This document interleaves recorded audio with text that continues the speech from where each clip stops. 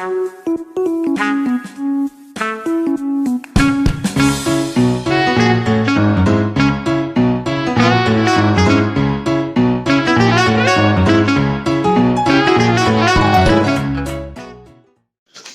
and welcome back to another episode of BadbolaMola, and this is episode 4. And before we start, a big thank you for the heartwarming comments on the 3 episodes by far. Coming to today's story, it's a piece on purpose. And while eventually I became a very tiny part of this story, it did teach me one of the biggest lessons of life. Now this story begins with me and my 2 best friends sitting on the back benches of a seminar in a big auditorium where we have somebody talking to us. Little did we know that this is the man who will change our lives forever. And there we were, 3 children from class 10 listening to this retired squadron leader from the Indian Air Force talking about his experiences after the army life. And while I was still that person who was not so serious, not paying attention or fidgeting around, my friend next to me was in tears because what this man was sharing was something that we were all aware of but sort of very shielded and protected. Of course, we all know about the differences, the illnesses, the unfairness, the poverty, and today talking about in 2020 looks like just another chai conversation. But back in 2010, it wasn't so. It was just something about this man's word that changed something in us. We exited the session, we had a lot of afterthought discussions, and then we went home because that's what school is about. And I think something about that post conversation, something about those tears stayed. And I remember I typed down this note and published it on Facebook. And while it's the most Facebook infected lingo that I could find on my profile, it was just something that all of us who attended the session, the entire batch, was feeling this energy. And by the end of the day, we were getting all sorts of messages, we were getting all sorts of comments, and it was just a Facebook post that sort of brought all of us together. And that's what happened. We were sitting in November and we targeted an event in December to sort of raise funds for this NGO. We just got together every evening creating pieces of art and just creating a lot of things up for sale. And I think all of our parents were very supportive when we did this. Just picking and dropping us at each other places, just allowing us to create that space to foster this energy. And here we were, literally 25 days later, with a full-fledged stall. I remember when we started, we weren't sure what will we even put out. There was so much innovation that we did during the event. We started making tattoos, we started doing live paintings, and a lot of people sort of took recognition. A lot of people supported what we were doing. And I remember we ended up raising 25,000. The fundraiser was a great success, or a great milestone in retrospect, and we got featured in the local newspaper. We were also called by Radio Manav Rachna to sort of interview what happened. And what's funny is that by this time, this old man, founder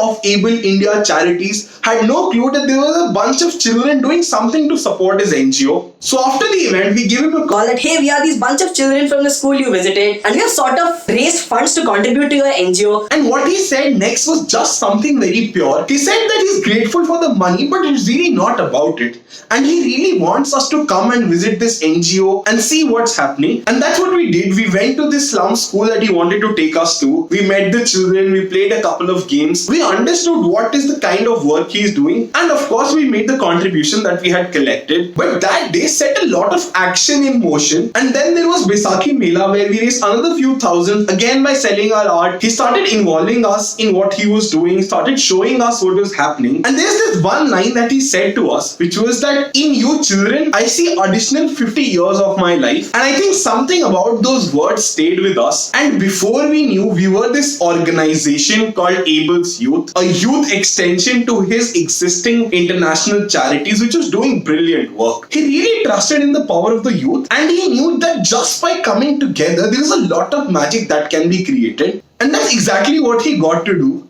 I remember he called this meeting at his place with rasna and popcorn, and he sort of gave us a roadmap that seemed very doable, that seemed very interesting, and we all just bought into it. And based on that meeting, we sort of within that meeting came up with the structure of the team. We decided office bureaus. My heart fills with gratitude for every person in that room and Khullar sir for giving me my life's first proper leadership position as the founder president of this organization. And while I was definitely far from being a wonderful leader, and I'm sure there's still so much more to learn, I think it just gave a sense of confidence to me. The journey after that was actually very formal but very wholesome. So we were doing these meetups, these meetings, trying to get more people, just expanding our army. We also got like little merchandise for ourselves just to sort of get that organizational feel. There was a lot to learn from this man. I think I was this person who always thought that if you need a certificate to work in an NGO, why would you even work and all of those things. But I think he understood that everything comes at a cost, and he always incentivized more and more people to join, and all of it just started working. He used to give us these pep talks, that we are 10 people and then we'll be 100 and then 1,000 and then 10 times more, and let's do this. The energy of this old man was so contagious that it did make us that many. And we were doing all these sort of events. We were going door to door collecting whatever we could. There was this wonderful project that somebody in the organization suggested, and we started this Good Luck project, which was basically a commitment of at least 365 rupees. How these things look so little, but when you actually multiply it by these many people, it's a huge lot of value. By then, I had never really understood what it meant to say that boon boon se bharta hai sagar. My journey with him taught me something that was very different from my understanding of the world. I felt that if I could gather enough money, I could solve every problem in the world. And he taught me how there is already that money in the world, and we just need a lot of people also working towards it. I remember we were doing these events like a marathon or charity dinners, even concerts, just by this new workforce that we have created. That was just the impact of having people working for a cause, and I really treasure this learning till date. In less than a year, we were around 50 odd people very dedicatedly working towards this organization, taking time out of our daily schedules, doing events on weekends, going door to door after tuitions. And of course, there were bigger events that we did, like the Diwali Mela, where we this time raised around 60,000 rupees. Except this time we were over 50-60 people, and we were a couple of stalls, not just one stall. And it just carried on the momentum and stayed. Between this whole 11th and 12th and coaching and tuitions and trying to get into a college, and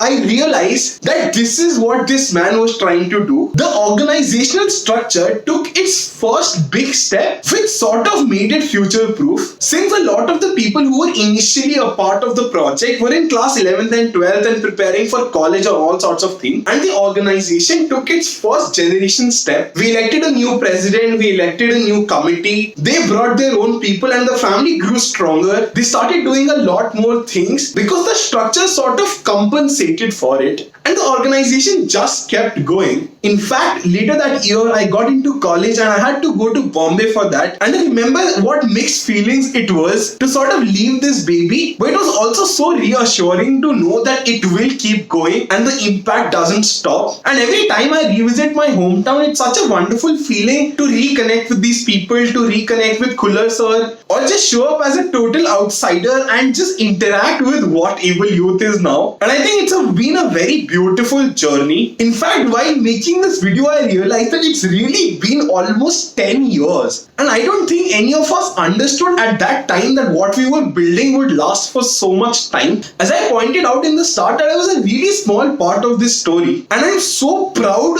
and I'm so insanely happy of the amount of work that people have put in ever since. Like even today, I see so much happening.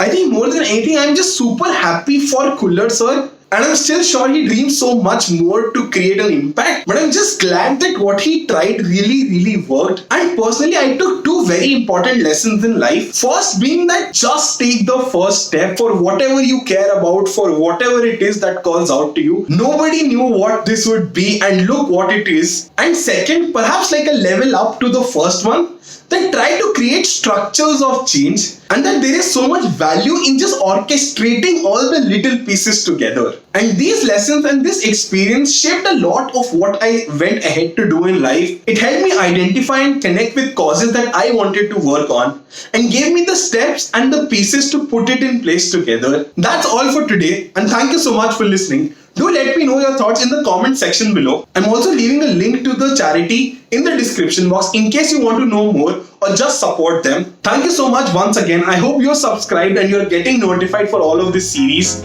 I will see you again tomorrow. I remember having this special notebook which was the Fast and Furious edition.